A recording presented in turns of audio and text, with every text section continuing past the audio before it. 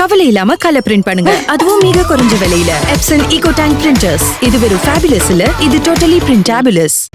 இன்னைக்கு சீன நாடு வளர்ச்சி பெற்றிருக்கின்ற சொன்னால் அந்த நாடு சாலைகளுக்கு முக்கியத்துவம் தர வேண்டும், பாலங்களுக்கு முக்கியத்துவம் தர வேண்டும் என்ற அடிப்படையில் தான் சீனாவிலே நெடுஞ்சாலைகள் எல்லாம் சிறப்பாக அந்த கட்டுமான பணிகள் நடைபெறுகிறது என்று இங்கே ஒரு கருத்தை அழுத்தமாக சொன்னார். அது உண்மைதான்.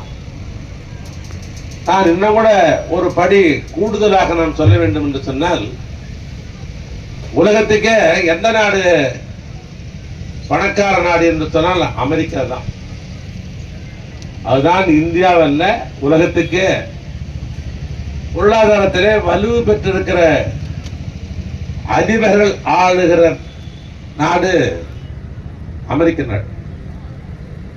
அந்த அமெரிக்க நாட்டிலே அதிபராக இருந்தவர்களை பட்டியலை போடுகிற பொழுது இன்றைக்கும் நெஞ்சிலே மறக்க முடியாதவர் யார் என்று சொன்னால் கென்னடி.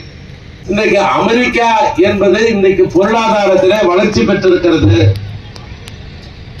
அமெரிக்கா இன்றைக்கு ஒரு வளர்ந்த நாடாக இருக்கிறது என்று சொல்லுகிறோம் என்று சொன்னால், இந்த நாட்டுக்கு கட்டுமானமாக இருந்து இந்த நாட்டை வளர்த்தெடுத்தது யார் என்று சொன்னால் நெடுஞ்சாலைத்துறை தான் இந்த நாட்டினுடைய பொருளாதாரத்தை வளர்த்தது என்று கென்னடி அவர்கள் தன்னுடைய நாடாளுமன்றத்திலே குரல் நிறுத்துகிறார். இன்றைக்கு திராவிட மாடல் ஆட்சி நடத்திக் கொண்டிருக்கிற தமிழ்நாட்டு முதலமைச்சர் கென்னடியும் மனதிலே ஏற்றி, சீனத்தில் இருக்கிற சீன பகுதியும் மனதிலே ஏற்றிக்கொண்டுதான் தான் ஆட்சிக்கு பொறுப்பேற்ற உடனேயே நெடுஞ்சாலைத்துறைக்கு நிறைய நிதியை ஒதுக்கி இந்த தமிழ்நாட்டுடைய கட்டுமானத்தை உயர்த்த வேண்டும் என்று எங்கள் துறைக்கு ஆணையிட்டார். ஆணையிட்டதோடு மட்டுமல்ல, நிதியும் ஒதுக்கி தந்தார். அந்த அடிப்படையில் தான் முதலாக ஒன்றை அறிவிக்க சொன்னார்கள். என்னிடத்துல எழுதி அறிவிங்க என்று சொன்னார். அவரை அறிவிச்சிருக்கலாம். அதுதான் இங்க சத்ய பிரகாஷ் சொன்னதை போல முதலமைச்சர் சாலை மேம்பாட்டு திட்டம். ஜனநாயகத்தில் முதலமைச்சர் பதவி நிரந்தரமானது. அதனால் இந்த திட்டத்திற்கு முதலமைச்சர் சாலை மேம்பாட்டு திட்டம் பேர் வைக்கிறது சொன்ன ஒரு பெருந்தகையாளர். இந்த திட்டத்தை உருவாக்கி 4 வழிச்சாலையை நாம் அமைத்துக் கொண்டிருக்கிறோம். அந்த வகையில் தான் நம்முடைய திருவண்ணாமலையிலிருந்து பிற மாவட்டங்களை தொடர்பு கொள்ளுகிற இந்த 4 வழிச்சாலை. ஒன்று முதல் கட்டமாக திருவண்ணாமலையும் திருக்கோயிலும். ஏன்னா தென்பகுதியிலிருந்து மொத்த வண்டி அப்படிதான் வருவாங்க. திருவண்ணாமலை ஆன்மீக நகர்னு வந்தாலும் சரி, அல்லது புரட்டாசி மாசம் கோவிந்தா போடுகிற திருப்பதிக்கு போவதாக இருந்தாலும் தான் போகணும்.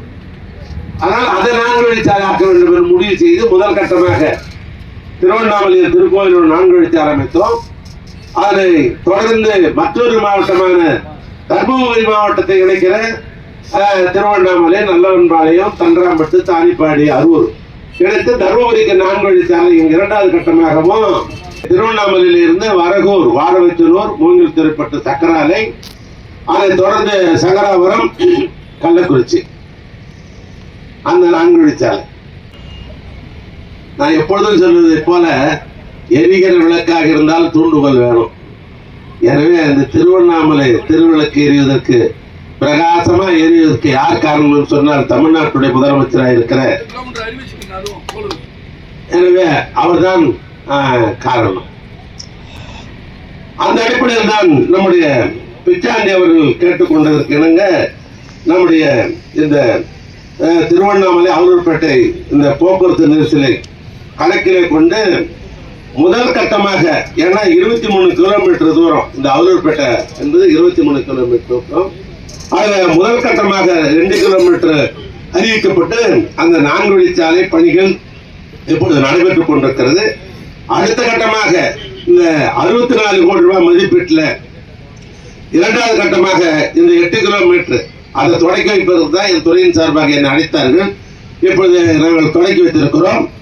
இந்த 64 கோடி ரூபாய் மதிப்பீட்டில் இந்த பணிகள் இன்றிலிருந்து தொடக்கப்படுகிற காரணத்தினால் இந்த ஒப்பந்ததாரர் இதில் மிக வேகமாக விரைந்து, நான் சொல்றது ஒரு 3 மாசத்துல மக்கள் பயன்பாட்டுக்கு கொண்டாடணும்.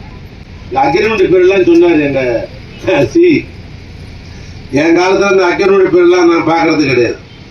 அதில் ஒப்பந்தாராக பார்த்து கொடுப்பேன், சீக்கிரம் முடிக்கிறவங்களா பார்த்து கொடுப்பேன்.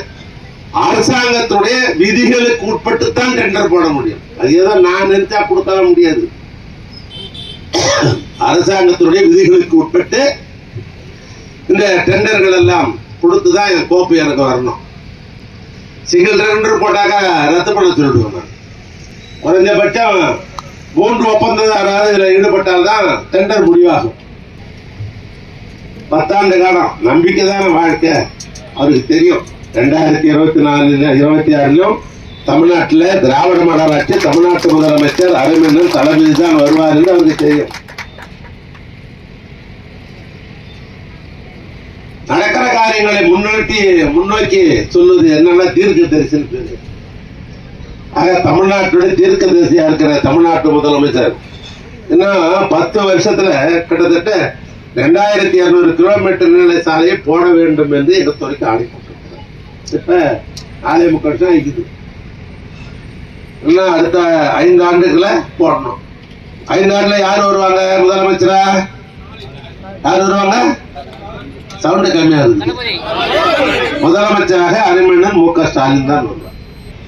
எனவே அந்த அடிப்படையில் இந்த தமிழ்நாடு அரசை பொறுத்தளவுக்கு 2200 கிலோமீட்டர் 4 வழிச்சாலையாக போடுவது என்று முடிவு எடுக்கப்பட்டு அந்த சாலை பணிகள் நடைபெற்றுக் கொண்டிருக்கிறது.